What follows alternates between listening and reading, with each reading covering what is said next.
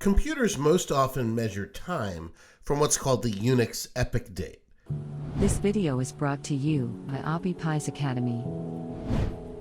The Unix epoch date is January 1st, 1970 at midnight, and every second since then is known as a tick. So let's first look at time from that perspective. If we're going to play with time in Python, we first need to import the time module like that. Just import time. That'll allow us to do this. We'll set ticks equal to time.time. And you may be wondering, well, why the time.time? Well, this time right here that I've highlighted indicates we're taking this from the time module that we've imported. We're using the time function, just happens to have the same name, and that gets the number of ticks since the Unix epoch, January 1st, 1970.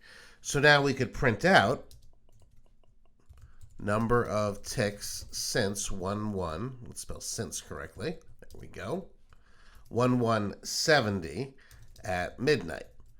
The Unix epoch's measured from midnight, and then let's use the ticks variable like that. All right, we'll go ahead and save our program.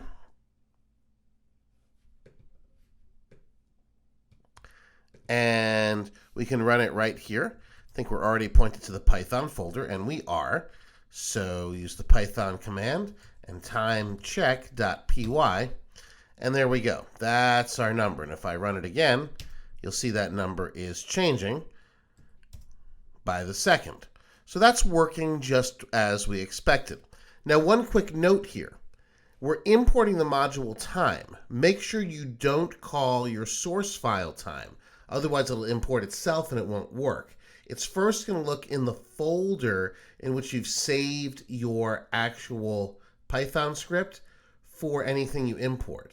Then it'll look inside the Python internals for the time module. So you want to make sure you don't have something in this folder called time, otherwise you're going to have a problem. Now, Python also has what's called a time tuple. And the time tuple gives us a way of seeing the time the way you and I are more used to seeing it. So we can use the time tuple to get information like the local time, month, day, etc. So the time tuple looks like this. Let's go ahead and set a variable called local time. And we'll use time.localTime. Now this is just a converter, so it needs to know what do you want the local time converter to convert, and we'll convert time.time, and we know that gives us the number of seconds since the Unix epoch. So remember, we'll work from the inside of the parentheses first. So first, this will convert to the Unix epoch time, which you saw right here. And then time.localTime, the outer function, will take that number and it'll go ahead and make that number a local time string, which we can read a little more easily. So if we print the local time, here's what we get. Let's go ahead and save again and check our command line. And we get this thing, time.structTime, but look here, year 2015, month 10, day 7, hour 7, 7:32. So this is accurate for when I'm recording this at 7:32 in the morning on October 7th. So all that information is in this struct time object. Now obviously this is not yet readable by human beings. We need an actual formatted time in order to do that. So we're going to use a slightly different command here to do a formatted time that looks a little better for human beings. So now I'm going to call this formatted time.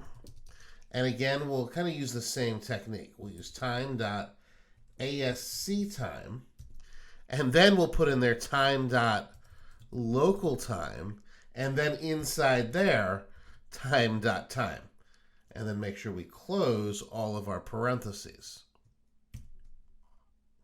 So if you have all your parentheses closed, you'll have the same number of open parentheses as you do closing parentheses.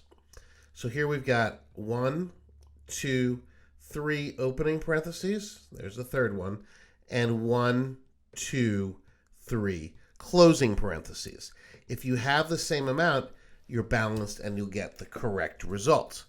If you don't have the correct amount, oftentimes you should go back and figure out what you didn't close because there's some kind of problem. All right, so now we'll print out formatted time. And before we run this, I just noticed a little error. That should be time.time. So again, we're working from the inside of the parentheses out. So this gives us the Unix epoch. This will convert it to that local time string that we saw a moment ago. And then finally, the ASC time will make that readable by human beings. All right, so let's go ahead and run this real quick. Make sure we save our document. And let's give it a run. And now you see the last result here, Wednesday, October 7th, 7:35 in the morning, looks like something human beings could read. Someone could see the actual date and time as opposed to what we get from this. So there we've got the entire date and time.